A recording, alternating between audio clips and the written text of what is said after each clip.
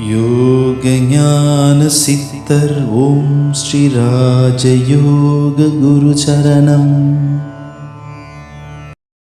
நம்ம ஒரு இறை வழிபாடு உள்ளவங்க அல்லது நல்லா வாழணும்னு நினைக்கிறவங்க மற்றவங்களை குறை காண்பது தாழ்வான எந்த அளவிற்கு இழிவாக நினைக்கின்றோமோ அது நம்மளை பாதிக்கும்.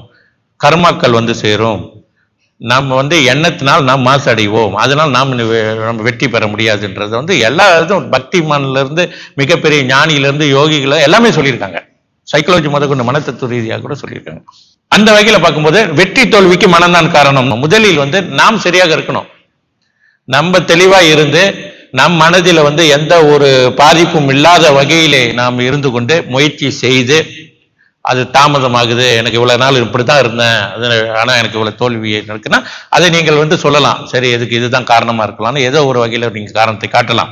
அதை தவிர்த்து நமக்குள்ளே நாம் தடைகளையும் சுமைகளையும் தடைகளையும் வைத்துக்கொண்டு நம்ம வெற்றி பெறணும்னா வெற்றி பெற முடியாது. முதலில் அவைகளை அகற்ற வேண்டும். யோக ஞான சித்தர் ஓம் ஸ்ரீ ராஜயோக குரு சரணம்.